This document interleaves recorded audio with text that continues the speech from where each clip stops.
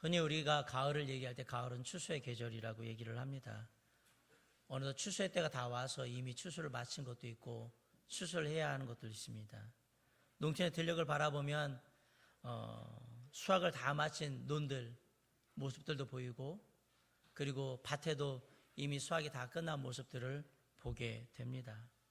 아마 수확을 앞두고 있는 것들이 있다면 무나 배추나 대파 이런 김장을 앞두고 있는 작물들이 수확을 앞두고 있지 않을까라고 생각합니다.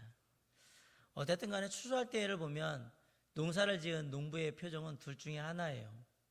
그 추수한 곡식들을 바라보면서 그것이 마음 가운데 풍성함을 줘서 웃는 모습을 하든지, 아니면 뭔가 좀 근심 어리고 어려운 표정을 하든지 둘 중에 하나 아니겠습니까?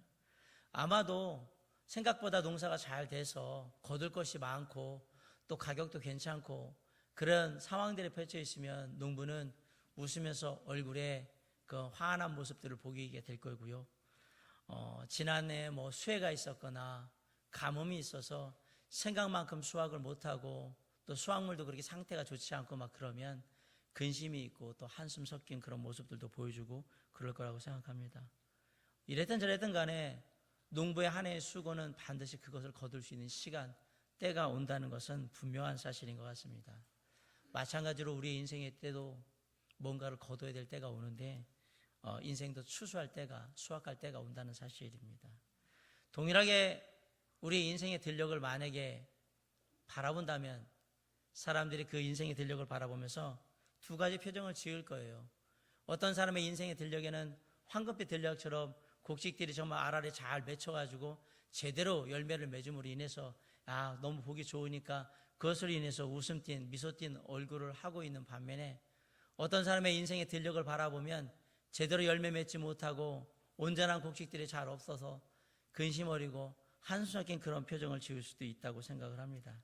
만약에 누군가가 2017년 이 가을에 저와 여러분의 인생의 들녘을 바라본다면 과연 어떤 표정을 지을 거라고 생각을 하십니까? 저와 여러분의 인생의 들녘을 바라보면서 웃을 수 있을까요? 아니면 근심 어린 표정으로 한숨을 지을까요? 땅의 농사는 실패하면 다시 지으면 됩니다. 근데 인생의 농사는 다시 지을 수가 없습니다. 하나님께서 우리에게 허락하신 인생은 딱 한 번이기 때문에 그 인생의 농사는 다시 지을 수가 없습니다. 성경은 하나님께서 우리를 왜 선택하셨는지 그 목적을 분명하게 얘기하고 계신데, 하나님께서 왜 우리의 인생을 부르셨을까? 그리고 왜 우리를 하나님의 자녀 삼으셨을까? 아마도 그 이유 중에 가장 큰 이유는 다른 사람들에게 하나님의 크신 은혜와 사랑을, 축복을 전하는 통로로 우리를 사용하시기 위해서 부르셨다고 믿습니다. 하나님께서는 하나님의 자녀들을 부르실 때 단 한 사람도 자기만의 목적과 축복을, 유익을 위해서 부르신 적이 없다라는 사실을 잊으시면 안 됩니다. 창세기 12장 2절로 3절에 보면 내가 너로 큰 민족을 이루고 내게 복을 주어 네 이름을 창대하게 하리니 너는 복이 될지라. 너를 축복하는 자에게는 내가 복을 내리고 너를 저주하는 자에게는 내가 저주하리니 땅의 모든 족속이 너를 말미암아 복을 얻을 것이라 그랬습니다. 하나님께서 아브라함을 부르실 때에 아브라함에게 하신 약속은 간단합니다. 내가 너에게 복을 내릴 텐데 너는 그 복을 가지고 너 혼자 누리는 것이 아니라 세상의 많은 사람들에게 그 복을 전해줄 수 있는 축복의 통로, 축복의 전달자가 되라. 나는 그것을 위해서 너를 부른다라고 말씀하신 거예요. 하나님께 동일한 명령을 이스라엘 백성들에게도 주셨어요. 출애굽기 19장 5절로 6절에 보면 세계가 다 내게 속하였나니 너희가 내 말을 잘 듣고 내 언약을 지키면 너희는 모든 민족 중에서 내 소유가 되겠고 너희가 내게 대하여 제사장 나라가 되며 거룩한 백성이 되리라 라고 얘기했습니다. 사실 이스라엘 백성들은 이 말씀을 이해하지 못했어요. 모든 민족 중에서 내 소유가 된다는 거, 그 다음에 제사장의 나라가 되고 거룩한 백성이 된다는 게 뭔지 이해를 못했어요. 그냥 하나님께 자기들만 축복받으면 된다라고 생각했어요. 자기들은 하나님의 선택된 민족이고 다른 사람들은 하나님 앞에 선택되지 못한 이방 민족들이기 때문에 하나님의 축복은 우리들에게 있을 것이며 우리만 축복받으면 된다라는 생각이 그들에게 있었던 겁니다. 하나님께서 이스라엘 백성들이 그러한 생각으로 세상을 바라보자 하나님이 이스라엘 백성들을 부르신 목적에 합당하지 않다는 것을 아셨기 때문에 그들에게 화를 내셨어요. 그래서 어떻게 하셨냐? 그들을 흩으셨어요. 나라를 망하게 하고 흩으시고, 그래서 나라 없는 떠돌이가 돼서 유리하도록 그렇게 만들어 버리셨던 겁니다. 그러면서 하나님은 또 다른 생각을 하신 거예요. 그러면 이 이스라엘 백성들을 대신할 사람들이 필요한데 또 다른 무리를 부르셨습니다. 베드로전서 2장 9절에 오직 너희는 택하신 족속이요 왕같은 제사장이요 거룩한 나라요 그의 소유된 백성이니 이는 너희를 어두운 데서 불러내어 그의 기이한 빛에 들어가게 하신 자의 아름다운 덕을 선전하게 하심이라. 이들이 누구입니까? 그리스도인입니다. 바로 저와 여러분을 부르신 겁니다. 우리는 왕같은 제사장입니다. 그런데 제사장은 자신을 위해서 일하는 사람이 아닙니다. 제사장은 백성들을 위해서 하나님 앞에서 제사를 드리는 사람이에요. 그리고 하나님의 말씀을 백성들에게 전하는 사람이에요. 제사장은 하나님의 축복을 사람들에게 전하는 통로였으며 전달자였던 것입니다. 바로 그런 사람이 누구다? 바로 우리를 하나님이 그렇게 부르셨다라는 얘기입니다. 하나님이 이 목적을 이루시기 위해서 저와 여러분을 부르신 것입니다. 그러면 하나님이 우리를 하나님의 자녀 삼으신 부르신 목적이 이 목적이라면 과연 우리는 이 목적을 잘 수행하고 있는가를 생각하셔야 합니다. 어떻게 하면 하나님께서 우리를 부르신 그 목적에 합당한 삶을 살 수 있을까? 어떻게 하면 하나님의 축복을 다른 사람들에게 전하는 자의 축복의 전달자로서의 그 사명을 감당하는 삶을 살 수 있을까? 그러기 위해서 우리가 해야 될 몇 가지 일들이 있는데, 첫 번째로 우리는 사람들을 찾아 나서야 합니다. 요즘은 만나는 사람들은 참 많은데 사람이 사람을 싫어하는 시대 같습니다. 생각보다 너무 사람을 싫어합니다. 예전에 논다고 하면 사람들하고 놀았습니다.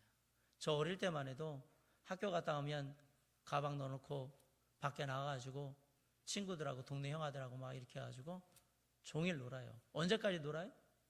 엄마가 밥 먹으라고 부를 때까지, 어둑어둑 할 때까지 놀고, 그때 되면 이제 엄마들이 나와서 아무개 밥 먹자 그러면 한 사람 두 사람 들어가면 그때부터 해산을 해서 집에 들어가요. 그리고 잠을 잡니다. 얼마나 놀았는지 자다가 다리에 쥐가 올 정도로 그렇게 놀았습니다. 그게 어릴 적의 모습입니다. 그런데 지금은 사람들이 사람들하고 안 놉니다. 혼자 놉니다. 아쉽게도 지금은 혼자 놀 수 있는 여건이 충분히 마련된 세상입니다. 지난주에도 말씀드렸지만 혼자도 밥 먹을 수 있고 혼자도 영화를 볼 수 있고 혼자도 여행을 갈 수 있고 다 그래요. 컴퓨터 게임하는 사람들은 혼자 보통 많이 하는데, 우리가 컴퓨터 게임하는 아이들한테 아무개 놀자 그러면 컴퓨터 게임하고 있던 애들은 아주 짜증을 내며 싫어합니다. 왜? 혼자도 얼마나 재밌게 노는데 왜 자꾸 불러가지고 귀찮게 하는지 모르겠다, 이런 반응을 보입니다. PC방에 가보면 어둠컴컴한 방에 많은 아이들이 있습니다. 놀라운 건 그 어둠컴컴 방에 있는 많은 아이들이 단 하나도 옆 사람한테 눈길 주지 않고 컴퓨터만 보고 게임만 한다는 사실이에요. 얼마든지 혼자 놀 수 있는 세상이 됐다는 얘기입니다. 앞으로의 세상은 점점 더 이렇게 될 겁니다. 그리고 사람들은 더욱더 사람을 싫어하게 되는 시대가 될 겁니다. 그럼 왜 사람이 자꾸 혼자만 놀려고 할까? 사람 만나봐야 상처만 받으니까 혼자 놀려고 하는 거예요. 그리고 사람들 사귀어봐야 자꾸 부담되니까 혼자 있으려고 하는 거예요. 그래서 사람에게 쏟아야 될 사랑을 동물에게 쏟기 시작하는 거예요. 그래서 요즘 잘 보세요.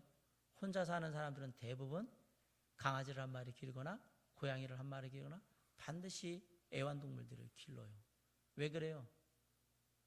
이유가 있어요. 물론 덤보 가는 건 아니지만 많은 사람들이 사람에게 쏟아야 할 그 사랑을 동물에게 쏟습니다. 이유는 간단합니다. 동물들은 절대로 주인을 배신하지 않거든요. 그리고 동물들은 항상 좋은 게 뭐냐면 주인이 들어오면 왔다고 꼬리치고 좋아하면서 주변을 살살살살 돌고 이렇게 하면서 애교를 떨고 막 그럽니다. 요즘 개나 고양이를 전문적으로 장례하는 장례 식장이 있습니다. 그리고 동물들, 애완동물 전문 장례 지도사도 있습니다. 기본적으로 개나 고양이가 죽으면 장례비만 드는 게 20만 원, 30만 원 정도 듭니다.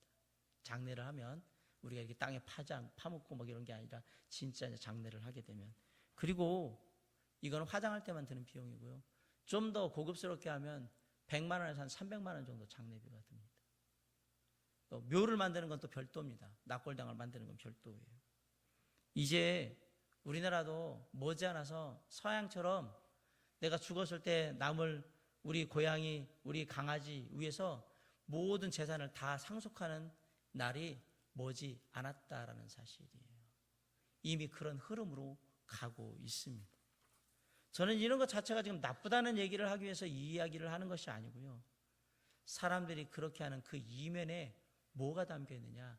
사람들의 고독과 외로움이 그대로 담겨 있다라는 사실이에요. 왜 사람들이 자꾸 이렇게 될까? 사람이 싫으니까 혼자 있는 거예요. 그 시대에 살아서 그래요. 그러니까 자꾸 동물들을 가까이 하는 거예요. 똑같은 영향이 교회에도 그대로 들어왔습니다. 성도들이 사람들을 찾아 나서지 않습니다. 사람들을 만나려고 하지 않습니다. 교회에 나오기는 나오는데 하나님과 나와의 관계만 중요하고 다른 사람들의 관계는 별로 중요하지 않습니다. 교회에 나와서 예배는 드리기는 하는데 사람들과 교제하는 건 원하지 않아요. 그래서 교회 안에 시계추 같은 성도들이 많아지는 거예요. 교회 예배드리러 왔다 갔다 왔다 갔다. 사람은 안 만나요. 뭐 저희 같은 작은 교회는 그나마 뭐 피할 수 없는 그런 경우들이 되지만 큰 교회에는 저 사람이 우리 교회 성도인지 아닌지 모르는 사람들이 엄청나게 많아요. 왔다 갔다 하는 이런 시계추 같은 성도들이 많기 때문에 그래요. 그러나 이것은 하나님의 부르심에 전혀 합당한 삶을 사는 게 아닙니다. 하나님이 왜 우리를 부르시는지 아십니까? 혼자 신앙생활하라고 부르셨습니까? 아닙니다. 혼자 구원받고 혼자 축복받으라고 불렀습니까? 절대 아닙니다. 하나님이 이 땅에 교회를 세우신 목적은 우리로 하여금 세상의 사람들에게, 다른 사람들에게 하나님의 은혜와 사랑과 그 크신 축복을 나누어 전달해 달라고 교회를 세우신 겁니다. 아멘? 나 혼자 신앙생활하라고 교회를 세우신 게 아니에요. 내 남편, 내 아내, 내 자녀, 내 부모, 내 친구, 내 동료, 내 이웃의 영적인 축복을 전할 그 책임을 감당하기 위해서 교회를 세우신 거예요. 저와 여러분을 부르신 거예요. 그리고 저와 여러분을 모으신 거예요. 그 일을 하라고. 그게 하나님의 교회를 세우신 목적이에요. 그러면 그 책임을 다하기 위해서 우리는 뭘 해야 되느냐? 사람들을 찾아 나서야 하는 겁니다. 그들에게 하나님의 축복을 전해야 하니까. 오늘 말씀에 베드로와 요한이 예루살렘에 있다가 놀라운 소식을 들었습니다. 빌립이 사마리아에 갔더니 거기에 믿는 무리가 많이 생겼다라는 얘기를 들었어요. 사실 사마리아 사람들이 예루살렘에 있는 사람들하고 그렇게 관계 있는 사람도 아니고 그렇게 좋은 관계도 아니니까 아무 상관이 없는 사람들인데 베드로 일행이 보고 싶은 거예요. 그들이 어떤 사람들인지. 그래서 사마리아로 신방을 가게 되는 겁니다. 그런데 돌아오다가 예루살렘에 일들이 많으니까 다시 돌아오는데 돌아오다가 사마리아와 유대 경계에 있는 룻다라는 작은 도시가 있는데 그곳에 예수 믿는 사람들이 있다는 얘기를 듣고 거기를 가게 돼요. 지나칠 수가 없었어요. 그래서 룻다에 있는 형제들을 찾으러 가요. 32절에 그때 베드로가 사방으로 두루한 자가 룻다에 사는 성도들에게도 내려갔더니 라고 되어 있습니다. 여기에 중요한 두 단어가 나옵니다. 사방으로 라는 단어와 누구누구 성도들에게도 라는 말입니다. 베드로와 요한은 그냥 룻다에 간 게 아닙니다. 갈 필요가 없었는데 룻다에 갔고 룻다에 사는 성도들에게도 갔습니다. 그 얘기는 뭐냐면 찾아갔다는 얘기예요. 하나님의 성령의 음성을 듣는 사람들의 한 가지 중요한 특징이 있는데 그들은 사람을 찾아가더라라는 사실입니다. 사도행전을 보면 사도들이 사람들을 찾아갑니다. 1차 전도행도 그렇고 2차 전도행도 그렇고 3차 전도행도 그렇고 사도행전에 나오는 모든 이야기들은 다 사람을 찾아가는 이야기들입니다. 사람을 찾아다니면서 만나고 격려하고 시험에 빠지지 않도록 그들을 또한 세우고 그들의 신앙의 성숙을 돕고 그렇게 해서 사람들을 찾아다니는 흔적이 다 어디에 있느냐? 사도행전 안에 담겨 있습니다. 사도들만 그런 것이 아니고 예수님께서도 사람들을 찾아다니셨어요. 예수님께서도 때로는 혼자 조용히 기도하셨지만 낮에는 사람들을 만나셨고 그들에게 놀라운 하나님의 은혜와 축복이 담긴 말씀들을 전해주셨고 때로는 병을 고쳐주시고 때로는 귀신을 내어주고 여러 가지 일들을 하셨던 것을 보게 됩니다. 사랑하는 성도 여러분, 저와 여러분은 하나님께서 부르신 부르심에 합당한 삶을 살고 있습니까? 지난 한 해 동안 우리는 누굴 만났을까요? 내가 만난 사람은 과연 누구일까요? 그 사람을 만나서 격려하기 위한 마음에 기도 가운데 그 사람의 집을 방문해 본 적이 있으십니까? 그리고 내가 꼭 만나서 격려하고 싶어서 위로하고 싶어서 기도 가운데 그 사람과 식사를 약속하고 식사라도 한번 대접해 보신 적이 있으십니까? 아무리 신앙생활을 20년, 30년을 했다고 하더라도 나와 하나님과의 관계가 분명하다고 할지라도 내 신앙에 대한 분명한 자부심을 가지고 있다 할지라도 내가 다른 사람들에게 하나님의 축복을 전하기 위해서 사람들을 찾아 나서지 않았다 한다면 우리는 하나님이 우리를 부르신 부르심에 합당한 삶을 살고 있지 못한 것입니다. 사랑하는 성도 여러분, 이제부터라도 하나님의 놀라운 축복을 전하는 전달자로서 사람들을 찾아 나서시기 바랍니다. 오늘 이 말씀이 저희들에게 도전이 돼서 우리가 서로를 찾아 나서고 우리가 또한 믿지 않는 사람들을 찾아 나서서 그들에게 하나님의 은혜와 사랑과 하나님의 축복을 전달해 줄 수 있는 귀한 하나님의 부르심에 합당한 삶을 사는 그러한 우리 모두가 될 수 있기를 주님의 이름으로 간절히 축원합니다. 두 번째로 우리가 하나님의 축복을 전하는 전달자로서 부르심에 합당한 삶을 살기 위해서 해야 할 일은 뭐냐면 사람들의 문제를 도와주고 해결해 줘야 한다는 사실이에요. 오늘 본문에 보면 두 가지 사건이 기록되어 있어요. 베드로가 안 가도 되는 곳에 가서 사람들을 만났어요. 그런데 그 루다라는 곳에 갔더니 애니아라는 사람이 있습니다. 애니아라는 사람은 중풍병으로 8년 동안 침상에 누워있는 사람이었습니다.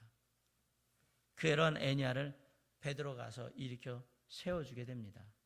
34절에 보니까 베드로가 이르되 애니아야 예수 그리스도께서 너를 낫게 하시니 일어나 네 자리를 정돈하라 한데 곧 일어나니 라고 되어 있습니다. 베드로가 가서 예수님의 이름으로 구하니 애니아가 곧 일어났습니다. 그런데 얼마 떨어져 있지 않은 욥바의 성도들이 이 소식을 듣고 제자들을 보냈어요.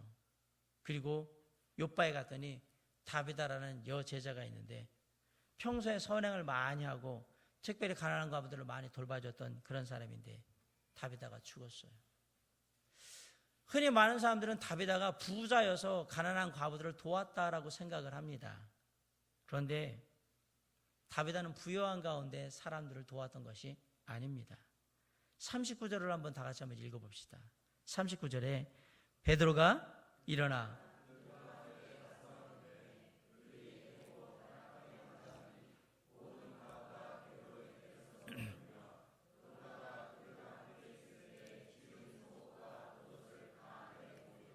네. 도르가는 다비다의 헬라어 이름이에요. 또 다른 이름인 거예요. 그런데 그들이 사도 일행에게 뭘 보여줬다고 지금 얘기를 합니까? 도르가가 자신들과 함께 있을 때에 쥐어준 속옷과 겉옷을 보여줬다라고 얘기를 했습니다. 다비다가 부자가 아닌 이유를 말씀을 드릴게요. 다비다가 부자라면 뭐하러 옷을 만들어서 입힙니까? 사서 입히면 되지. 잘 생각해 보십시오. 돈 있으면 귀찮은데 사서 입히지 뭐하러 지어서 입혀요. 도르가 다비다는 그렇게 넉넉한 상황이 아니었어요.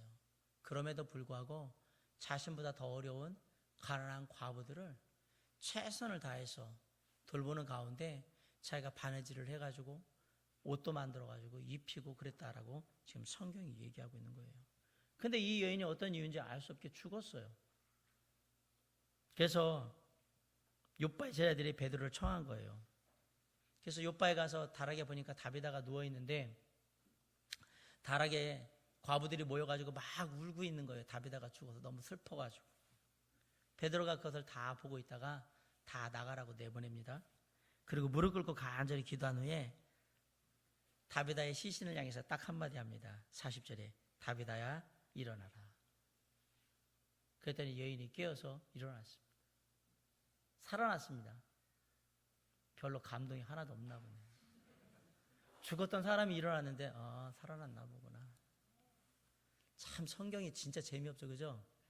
죽었다 살아났나 보다. 뭐 죽었다 살아났다니까요. 이게 늘상 있는 일입니까? 여러분들 보면 그냥 이거 늘 내 주변에 막 죽었다 살아난 사람들이 막 한참만 있는 것 같은 그냥 무덤덤. 성경에서 사람이 죽었다 살아나는 일이 얼마나 놀라운 일인지 아십니까? 세상에 죽은 사람을 살린 사람은 아무도 없습니다. 예수 그리스도 이외에는. 그런데 어떻게 이 사실이 그렇게 무덤덤하게 들립니까? 그냥 잠깐 심장마비에 있는 것 같다가 이렇게 해가지고 죽은 줄 알고 그랬는데 또 얘기하니까 일어났겠지. 또 이렇게 생각하시죠. 37절에 보세요. 다비다가 죽었어요. 그 시체를 씻어다가 다락에 뉘었다고 그랬어요. 지금 말로 하면 뭐 했다는 얘기입니까 이게?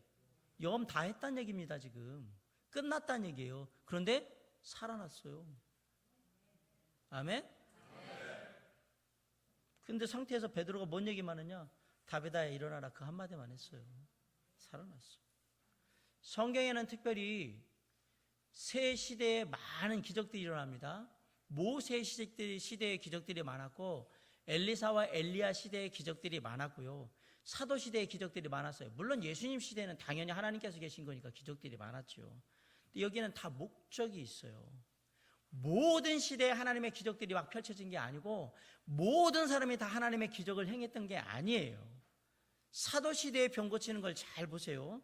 오늘날 병 고치는 거하고 아주 큰 차이점이 있어요.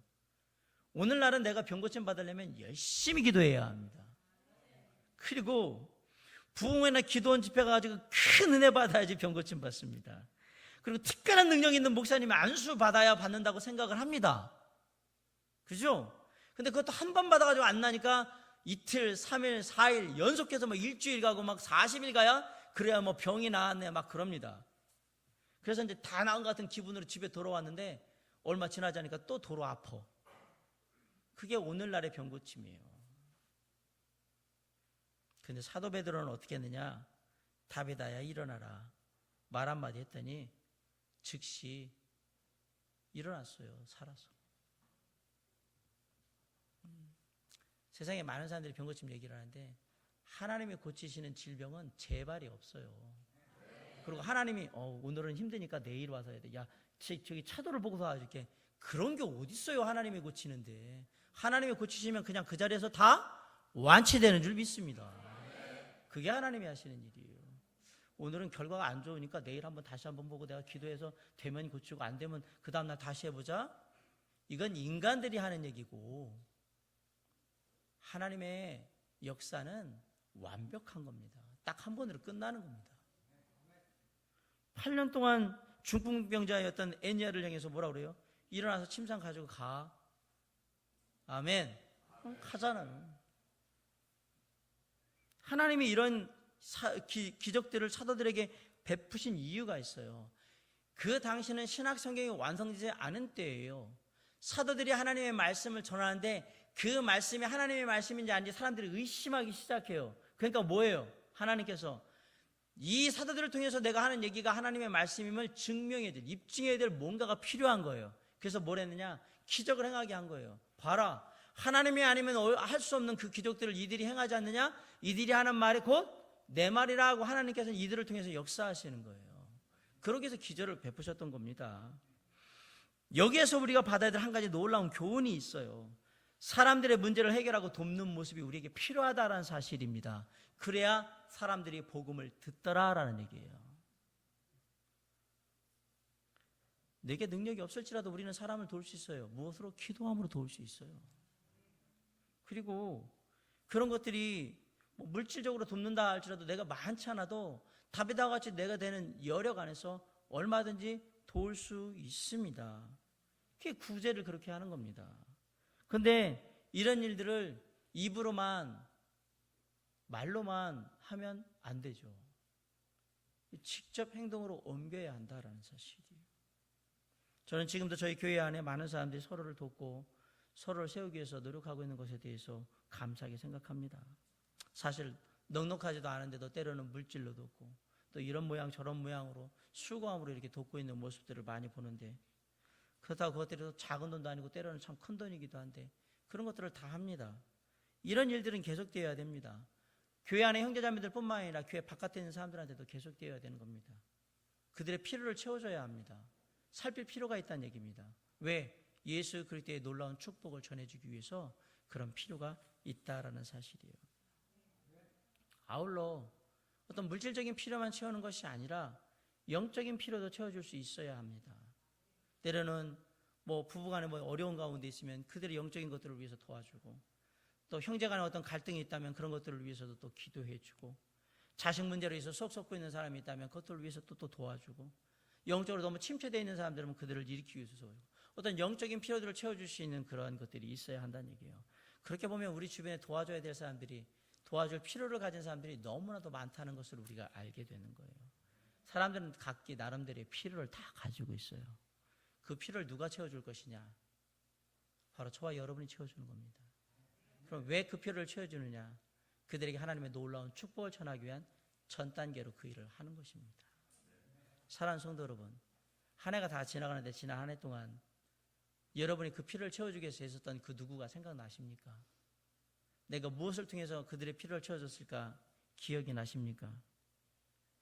하나님께서 우리를 부르신 목적 중에 하나가 하나님의 놀라운 은혜와 축복을 그들에게 전달하는 거라면 그 일을 위해서 우리는 사람을 찾아 나서야 되고, 그리고 그들의 삶의 필요를 먼저 채워줄 필요가 있다라는 사실이에요. 그것을 외면하면 안 된다라는 얘기입니다. 복음을 전하는 자, 하나님의 놀라운 축복을 전달하는 자는 반드시 그 사람의 필요도 채울 줄 아는 그런 마음으로 나아가야 한다. 그래야 우리가 하나님의 축복을 전할 수 있는 사람이 될 수 있다라고 오늘 본문이 얘기를 하는 겁니다. 사람들을 찾아 나서시기 바랍니다. 그리고 그들의 필요들이 보이거든 우리가 할 수 있는 가운데서 때로는 기도함으로, 때로는 육신의 수고를 통하여서, 때로는 적은 물질을 주면 그들을 도움으로 말미암아서 그 필요를 채우고 그들에게 하나님의 놀라운 은혜와 사랑, 그 축복을 전하는 저와 여러분이 될 수 있기를 주님의 이름으로 간절히 축원합니다. 마지막 세 번째로 우리가 하나님의 축복을 전달하는 자로서 해야 될 일이 뭐냐? 사람들을 주님께 인도하셔야 합니다. 35절에 룻다와 사론에 사는 사람들이 다 그를 보고 주께로 돌아오니라 라고 되어 있습니다. 42절에 온 요파 사람이 알고 많은 사람이 주를 믿더라 라고 했어요. 베드로와 요한이 사람들의 필요를 채워주고 가서 만난 그 결과가 뭐였습니까? 예수 그리스도를 믿게 되었다, 주께로 돌아오게 되었다라는 사실이에요. 이게 정말 중요한 겁니다. 오늘날 우리가 전도가 되지 않는 중요한 이유 중에 하나가 뭐냐? 되게 사람들에게 전도 대상자에게 열심히 잘해요. 잘하는데 뭘 안 하느냐? 복음을 전하지 않아요. 궁극적인 사람들, 믿지 않는 사람들을 향한 가장 큰 하나님의 축복은 하나님이 그들의 죄를 위해 십자가에 돌아가심으로 말미암아 하나님의 자녀가 되는 영원한 생명을 얻을 수 있는 축복을 이미 예비해 놓으셨다는 걸 전해주는 건데 그걸 전하지 않는 거예요. 그래서 어떤 교회들은 아예 구제사업이나 이런 걸 하지도 않아요. 고아원이나 양로원이나 이런 것들은 돕지도 않아요. 장애인 단체나 이런 것들. 왜? 해봐야 소용없다라고 생각해서 안 하는 교회들도 있고, 어떤 교회는 해요. 하러 가요. 그래서 고아원도 돕고 양로원도 돕고 장애인 단체도 돕고 다 도와요. 노숙자들도 돕고 다 도와요. 그런데 뭘 안 하냐? 복음은 안 전해요. 성경은 이 두 가지를 다 해야 한다고 얘기하는 거예요. 돕고 그들에게 뭘 하라? 복음을 전하라라고 얘기를 하는 거예요. 베드로가 사도의 일행이 에냐를 만나고 다비다를 만나러 갔어요. 그들을 찾으러 갔어요. 가서 그들을 보니까 한 사람은 중풍병에 걸려있고 한 사람은 죽어있어요. 중풍병자를 고치고 죽은 사람을 살리는 필요들이 그 사람들 안에 있었어요. 그 필요를 채워줬어요. 그러므로 말미암아 무슨 일이 벌어졌느냐? 그들이 주님께 돌아오는 일이 벌어졌다라고 얘기하는 거예요. 우리가 누군가에게 가서 그들의 필요를 채워주는 가장 궁극적인 목적은 뭐냐? 그들에게 예수 그리스도를 전하기 위해서입니다. 그렇기 때문에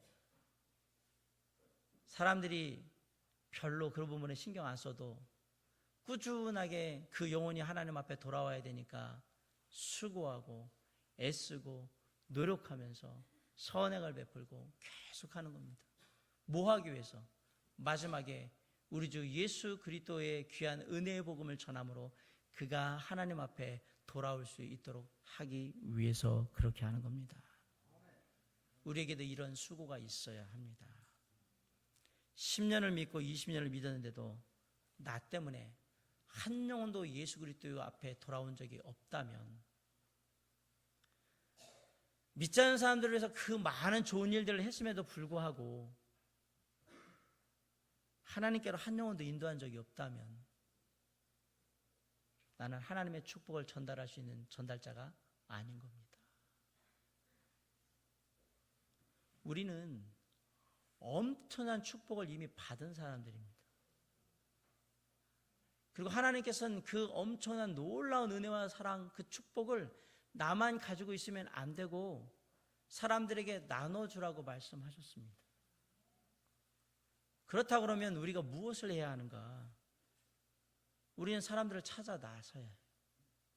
내가 받은 하나님의 놀라운 은혜와 사랑과 그 축복을 나눠줄 사람들을 찾아 나서셔야 해요. 그것이 학교가 될 수도 있고, 그것이 직장이 될 수도 있고, 그것이 이웃이 될 수도 있어요. 그것이 가족이 될 수도 있어요. 찾아 나서셔야 돼요. 그리고 그들에게 갔는데 그들의 삶에 필요가 있거든, 먼저 그들의 삶의 필요를 채우는 일에 내가 최선을 다하는 거예요. 그리고 난 다음에 무엇을 해야 하느냐? 내게 해주신, 내가 지금도 누리고 있는 하나님의 놀라운 은혜와 사랑과 축복을 그들에게 나눠 주셔야 합니다. 그러므로 그들이 우리 주 예수 그리스도 앞에 돌아올 수 있도록 도와주셔야 합니다. 사랑하는 성도 여러분, 우리 영혼의 들녘에 이미 곡식들이 다 무르익었습니다. 오늘 하나님의 농부로서 내 인생의 영혼의 등력을 바라보면서 과연 어떤 표정을 지실까 한번 생각해 보시기 바랍니다. 영혼의 들녘에서 추수할 것들을 다 추수해서 이미 모든 추수가 끝난 그런 모습을 하고 있는 걸 보며 기쁘게 즐겁게 웃으면서 있는 그러한 하나님의 모습이 나를 향한 하나님의 모습일지, 아니면 영혼의 들녘에 많은 곡식들이 이미 무르익어 있는데도 불구하고 아직도 수확을 하지 않고 그대로 방치되고 있는 모습을 보면서 근심 어린 한숨 섞인 모습으로 우리의 영혼의 들녘을 바라보는 모습일지, 그것은 저와 여러분 스스로만 알 수 있는 부분이라고 생각을 합니다. 우리 모두가 이 가을에 하나님께서 우리의 영혼의 들녘을 바라보실 때에 추수가 이루어지고 있는 그러한 영혼의 들녘을 바라볼 수 있도록 다시 한번 우리의 마음을 주님 앞에 다잡고 나아갈 수 있기를 간절히 바랍니다. 저와 여러분의 가까운 곳에 아직도 하나님의 놀라운 은혜와 사랑과 그 축복을 누리지 못하고 있는 영혼들이 많이 있습니다. 가족들 안에도 있고, 학교 안에 친구들 안에도 있고, 직장의 동료들 안에도 있고, 이웃들 안에도 많이 있습니다. 그들에게 이 가을이 놀라운 하나님의 은혜와 사랑과 축복을 전달할 수 있는, 그래서 그들도 나와 똑같은 하나님의 은혜와 사랑과 축복을 누릴 수 있는 풍성한 가을이 될 수 있도록 우리의 인생의 들녘에 아름다운 추수가 하나님과 함께 이루어지는 귀한 인생이 될 수 있도록 다시 한번 우리의 삶을 다짐하고 하나님의 축복을 전달하는 우리 모두가 될 수 있기를 주님의 이름으로 간절히 축원합니다. 기도하시겠습니다.